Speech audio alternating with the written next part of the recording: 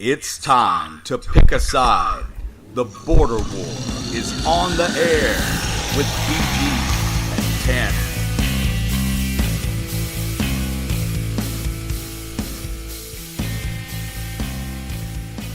All right, what's up, gang? This is the TanMan, and you are listening to The Border War. This is episode 97, and we are live on the air on the Spreaker app. I am joined via telephone this week by my man, BG. BG, how you doing, buddy? I'm doing great, but I'm gonna need the flu to stop visiting my family. That's why I'm on the phone. Well, I say you and pretty much everybody else that I know right now. I think it hit our house last week, and I guess we passed it along to your house. Maybe so. Maybe I'm so. going to blame you either way. Well, you usually do, and I'm perfectly fine with that. I've got no problem with that. Before we get started, we want to thank you for tuning in. Thank you for listening and supporting the show. You can follow us on Twitter at The Border War. You can follow BG at BG_Border War. I am at TanMan3264. And you can also email the show at carolinaborderwar@gmail.com. BG, let's get right into it. The NBA trade deadline is now a little less than a week old. Very active this year, as opposed to some years. Depends on who you're talking to. Well, as I say, I think every team in the Eastern Conference made a move, right? Oh, wait. There's one that didn't make a move, TanMan. Huh? I could have sworn everyone made a move, right? And let me check in our box. Oh, wait. It's the team we talk about. The Charlotte Hornets. Oh, man. They did nothing. And, I mean, we did a whole 40-minute segment on that mess last week. We're both excited about the Gasol move. It's going to happen. You were high on it. All time we will never get back. Well, I tell you, the Gasol move, they're cleaning out his locker, man. They're cleaning out his locker. The deal is, it's like the 11th hour, man. They need to dot an I and cross a T, and Marc Gasol is packing his bags for the Queen City, and then out of nowhere, if you're a Hornets fan, that carpet gets ripped out from underneath you. Oh, yeah. Not only... It really was, it was like an hour before the deadline. Right. So many names out there, possibilities that Charlotte was going to get involved in. We heard Bradley Beal's name a couple weeks ago. Then we started hearing Andre Drummond from Detroit. Right up there at the deadline, you start hearing Marc Gasol's name get thrown around. And add that to the possibility of maybe finding a home for one of these wayward souls that they have on this roster. Maybe you can ship Frank Kaminsky somewhere. The impossible dream of maybe moving Nick Batum. None of it happened. They didn't get anybody. They didn't make a trade. Frank Kaminsky and Nick Batum, they're all still Marvin Williams. They're all still on the roster. Everyone. All the toxic contracts, the 27-29 record, the 8-20 record on the road. You want to guess what they've been over their last 10 games? I mean, it's going to shock you. I'm going to say 10-10. Well, not 10-10, 5-5. Yeah, I know what you meant. I know what you meant. Yeah, well, 5-5. Yeah, where I went to school, that adds up to 10. I was going to say, I they went are to. Just wait, what did we say before the season started, man? Was it you that had the quote or me that had the quote? We found it somewhere. Basically, some league insider basically was, in the East, if you've won more games than the Hornets, you're a good team. If you've won fewer games than the Hornets, you're a bad team. Well, if you're the Hornets, you're not either one. I remember before the season going, you look at this division, and 500 is probably going to get it done. That's where we stand now. We're 2/3 of the way through the season, and I've seen nothing that would make me move off of the idea that I think 500, 41-41 is going to win you a division this year. And I'm telling you, I'm looking at the teams in front of them. The Nets with only 2 more wins than the Hornets, and then you go up to the Celtics, who that's a whole show we could do right there. What in the world is wrong with the Boston Celtics? Because I picked them to win it all. I mean, that was my hot take before the season. I had the Celtics. I believe down the Rockets was where I went with that. Now, if you look at the East, I think there's a clear line. There's only like 8 or 9 wins total separating them and the 4-seed 76ers. No, and we talked about this, man. You can go look at their record, and you can find, and I'm sure you can on everybody's record, but the Hornets, there are 8 games that they were leading in the fourth quarter and lost. And, I mean, they don't just lose them by 2 points. They lose them. They end up losing them by 8, 9, 12, 15 points. That mess against the Pacers the other night, I don't even, Well, what'd they shoot? 8 from 40. You shoot 43s and make 8. I can walk into any gym in America and shoot 43s and make more than 8. At some point you have to stop shooting the threes when things aren't working. I mean, it just. Man, look at it. As far as the head scratcher, and they got off to a good start. Yeah, as far as the Eastern Conference goes, I think there's a clear line right there when you hit 5. When you got 6, you got Brooklyn, then you got Charlotte, and at 6, 7, and 8, they're all going to be interchangeable. Well, you go from 35 wins to 29. I was going to say that line, that 6, 7, 8. All the way down to the 11 seed Wizards, you're only talking about 3 fewer wins than the Hornets. Yeah, no, so like you said, between 6 and all the way to the middle, if you really want to say the middle half of the whole East, all the way from 5 down to 11, that 6 is just fewer than half of the teams in the East are basically like mirror images. Whoever sneaks in at the bottom of the playoffs in the East, they're all basically the same team. Starting with the Hawks, the Bulls, the Cavaliers, and the Knicks, you've got those 4 teams that are just. Oh no, the bottom is terrible. The bottom is not even trying to win. But I'm going to tell you, before we move on, I'm going to give you the thumbs up on the Hornets trade deadline. I know that's not a popular take around the Hornets fan base, but if you really think about it, we don't really know what a lot of these teams were asking. We talk about Gasol. Are you having to? We talked about it earlier. Yeah, are you having to attach? The assumption it was too much. Listen, are you having to attach first-round picks to make a deal happen? So you're giving up first-round picks in addition to maybe a Malik Monk or a Miles Bridges. And I think Mitch Kupchak, if he and the organization feel like these guys are going to turn into really good players, not necessarily stars or all-stars, but really good players, then I think you're kind of under an obligation to stand pat instead of going and chasing a playoff series win just for the sake of trying to appease Kemba Walker in a lot of the fans' minds. Because I'm of the opinion that if you didn't make a move, where it concerns Kemba Walker, you didn't make a move at the trade deadline. I've got a hard time believing that was done without the blessing of Kemba Walker. That's just my opinion. Well, tell me how you feel about this, Nick, because I remember the show we did. I mean, it was probably just before the trade deadline last year, and we were sort of talking about these things. Or actually, it was probably this summer because I remember Bridges and Monk being in the conversation. Mm-hmm. And kind of me making the case, well, that you've got these really good young players.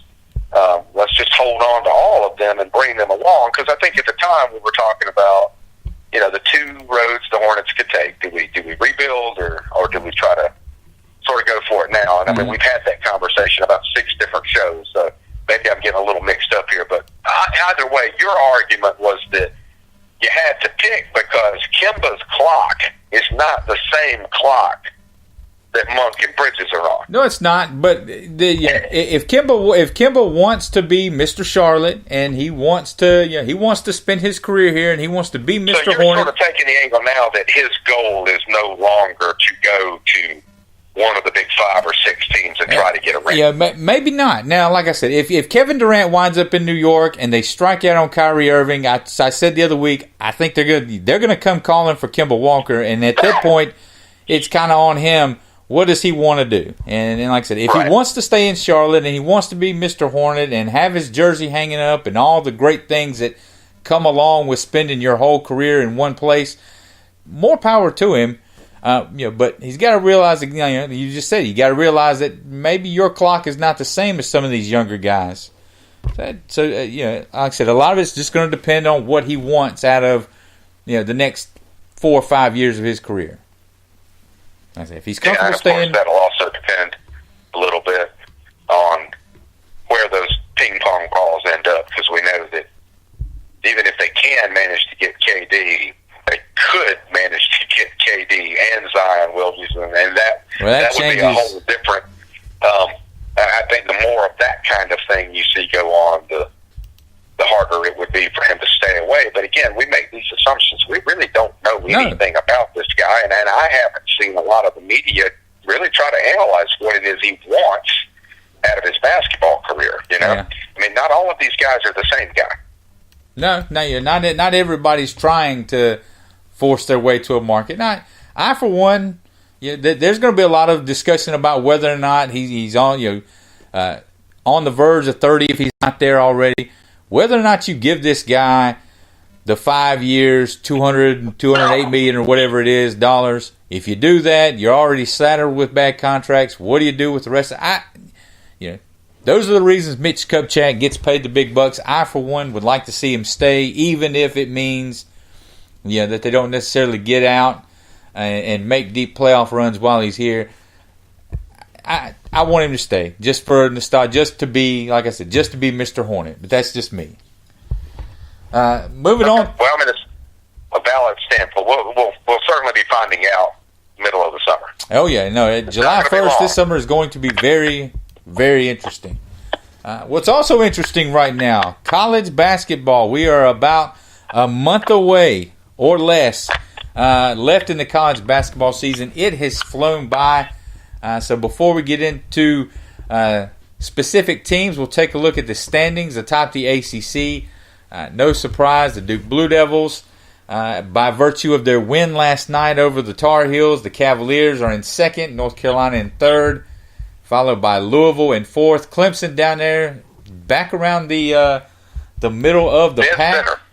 The dead center of the ACC right now. In the SEC, Tennessee still rolling strong at 10-0. They've got a big one coming up this weekend with Kentucky, who's tied for second. You've got LSU in there, tied for second with them at 9-1, and still hanging around that top four. The South Carolina Gamecocks at 7-3 in the SEC. So BG, we're here. We'll start right here with the Gamecocks. What have you seen the last couple weeks since the last time we visited in on South Carolina, and what are you expecting to see for the last month or so? Well, it's easy to focus on, getting pretty much blown out by Tennessee at home and getting blown out in Lexington by Kentucky, and I think you're going to agree with me. It's not great to get blown out, but it doesn't matter that you lost those games in and of the fact that no one was expecting you to win them. Well, no, listen, Tennessee and Kentucky are going to blow a lot of people out. There's no shame in that. Yeah, so let's take a look at the other 4 games that they've played. A nice win, and we talked about this on the show, but a nice win at home against Auburn, a nice win on the road against Georgia, a nice win late last week or this weekend at home against Arkansas, and then a really close loss on the road in Stillwater against Oklahoma State. Now, I mean, I think that's one of those games that could come back to bite them because it was right there.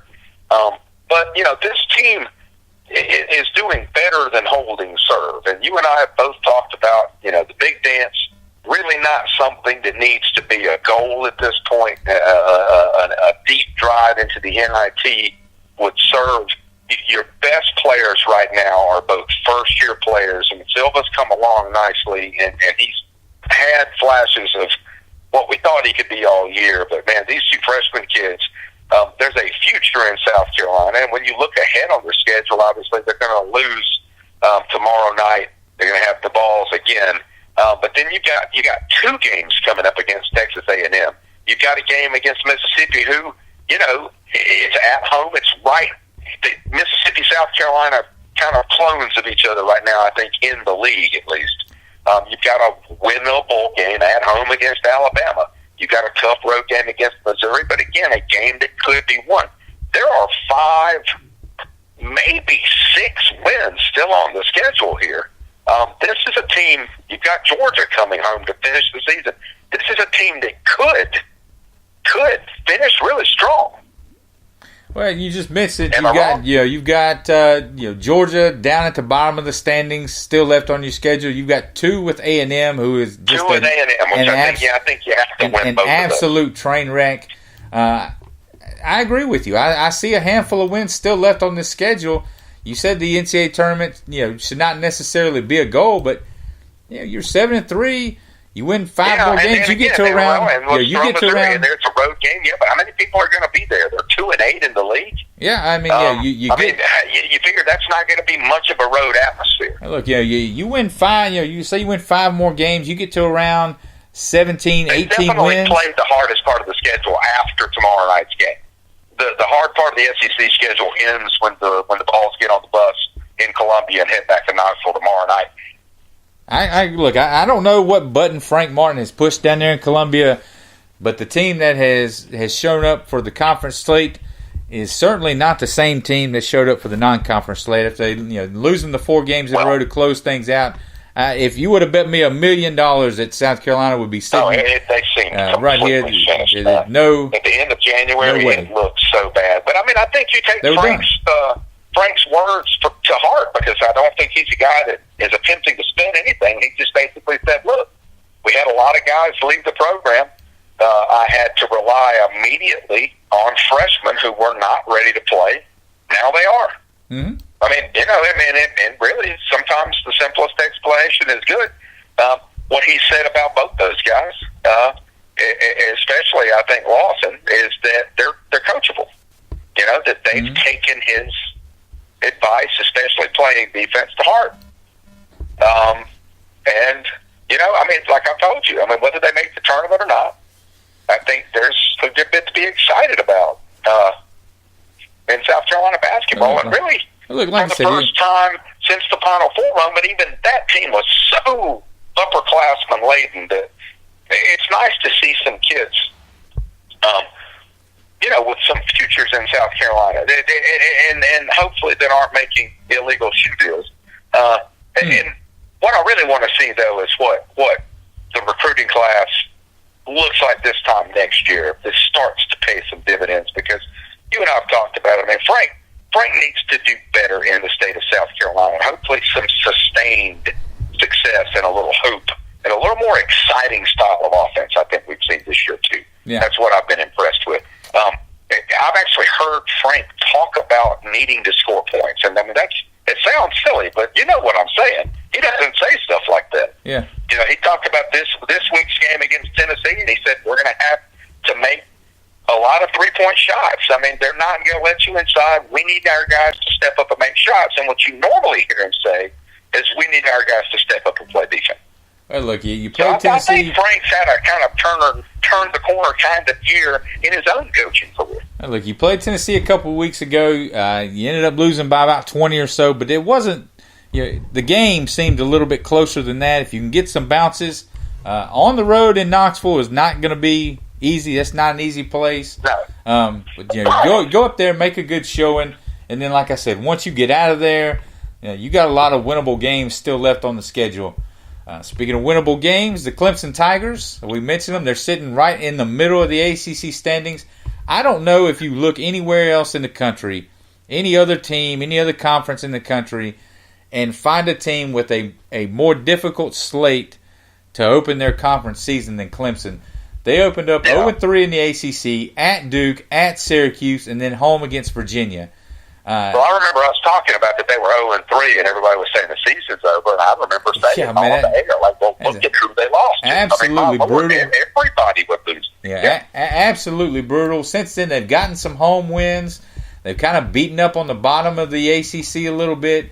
But this weekend, they got Virginia Tech at home. I think they were like a 3-point favorite, and I remember, I can recall, people going, who set this line? Who came up with this? And went down, held Virginia Tech. Now, a little undermanned Virginia Tech, give them that. But held them to 51 points. They get the win. Clemson went from not in the tournament. It seemed like they bypassed the bubble altogether. Now Joe Lunardi's got them in, I think, as a 10 seed or something like that right now. But the rest of the way, the Tigers get Miami soon. coming up next, and Miami is just kind of got Miami tomorrow night, and then 3 ranked games coming up. Yeah, but you look at their schedule. They're going to Louisville. They got North Carolina. I don't think that it's that. It's not that bad really, because what the ACC has done is they have moved pretty much all of their marquee games toward this, to the last month of the season. They've gotten them all out of football season, and so that leaves teams like Clemson, who may not be the marquee name, that leaves their schedules really front loaded. The back of this Clemson, key game in that is obviously the Louisville game is going to be a tough one, but you got to win that Florida State game. I was going to say, you get Florida. You got Miami at the basement. You got Pittsburgh down in the basement. You got Notre Dame at the bottom third of that league somehow. I don't know what's happened to Notre Dame over the past couple of years, but I mean, sort of like South Carolina, you've got games that Clemson really needs to win. You figure the North Carolina thing's not going to go well for the Tigers, but Pittsburgh, Notre Dame, Syracuse, those are all, I think, you go ahead and chalk those up as wins more than likely. That Florida State game ends up being the sort of fulcrum game in the rest of the schedule if you look at it. Yeah. Because I think Louisville and UNC are probably losses.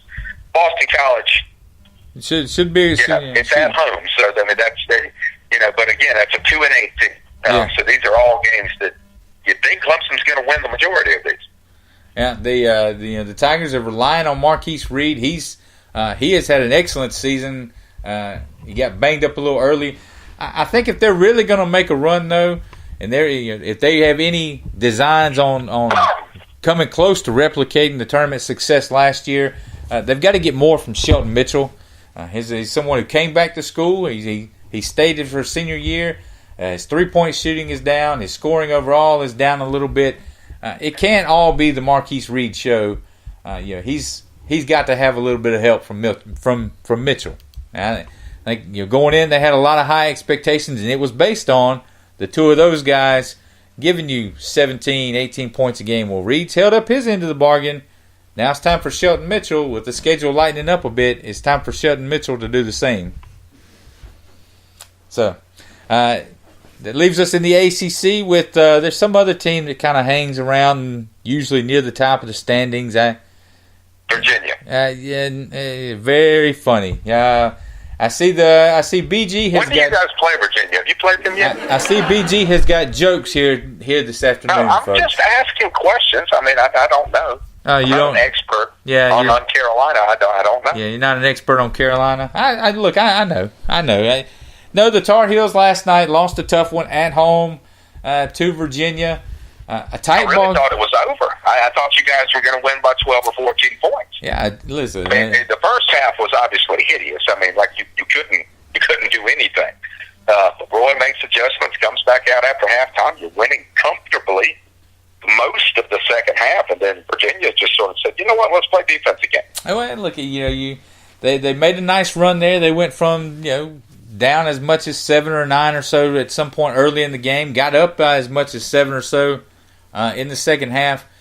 Really just couldn't. To me, last night they really just couldn't overcome the Cam Johnson injury. When he kind of went down, it seemed to me that when he rolls his ankle, that defense up, your turnover bug started to bite you again too. Yeah, he rolls his ankle and he goes out, and all of a sudden the offense doesn't flow as well.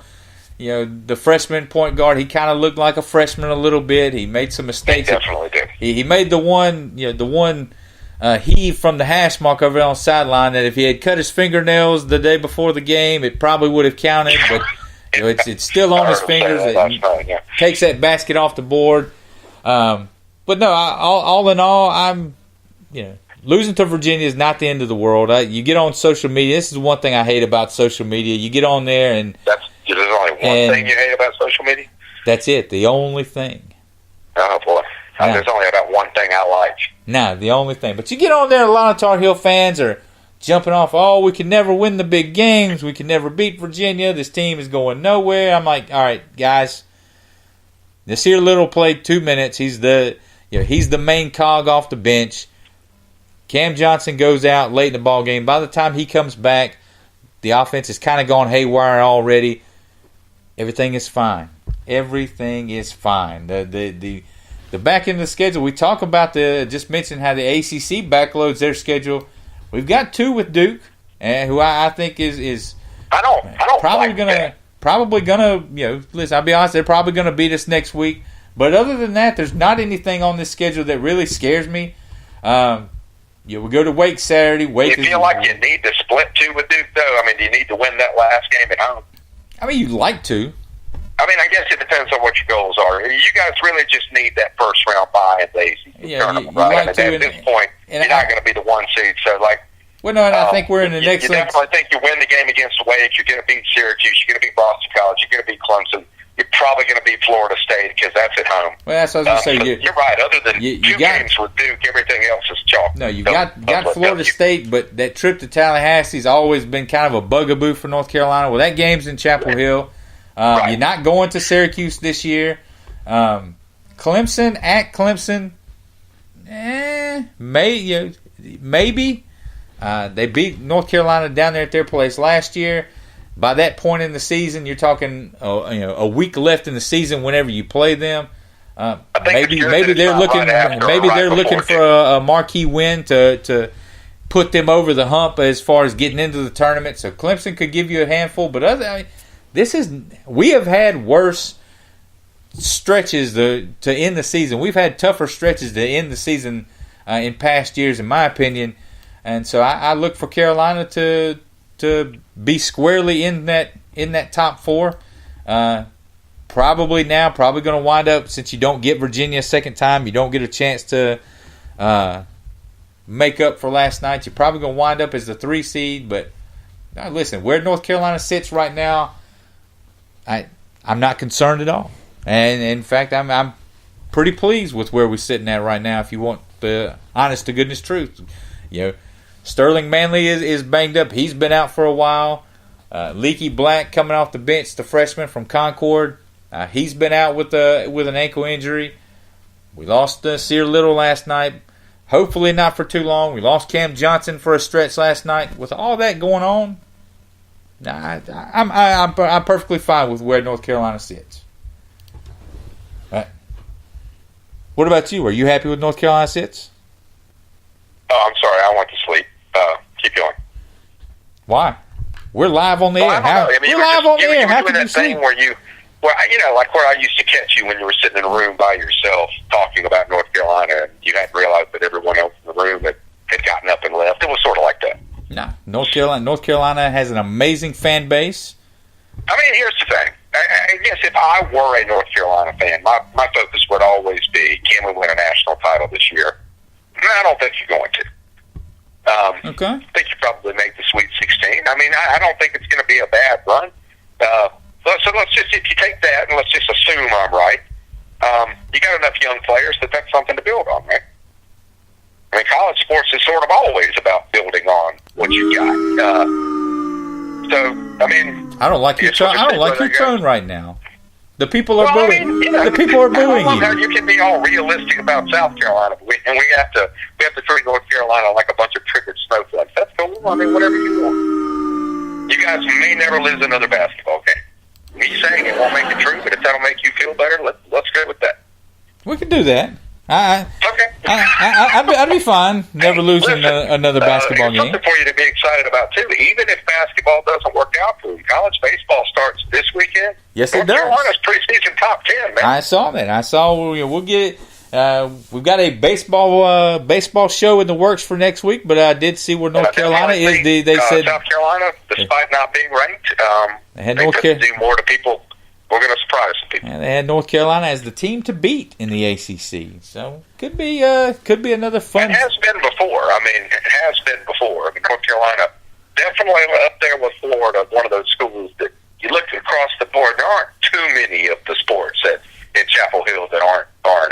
Like I said, men's basketball, women's basketball is having a nice turnaround this year from what they've had the last few years. We've always got soccer, lacrosse, baseball, football. Listen, we are dominating the college athletic landscape in Chapel Hill. Just to throw a little toot out there for our Clemson fans, I know a lot of them, I'm not trying to be funny, it's just the truth, they don't really pay attention, but their women's basketball team has made leaps and bounds of improvement this year. Oh, no, we actually... When I tell you last year that they barely looked like they deserved to be on a court, and this year they've given everybody they've played fits. No, we actually went down to Clemson Sunday to watch North Carolina and Clemson's women's play, and I told my wife, I said, I don't ever remember a time when Clemson's women's basketball team has been worth mentioning at all. Like, I'm talking I think South 9-win Carolina, seasons. I think we beat them last year by like 61 points. This year it was a game in the fourth quarter. Oh, no, they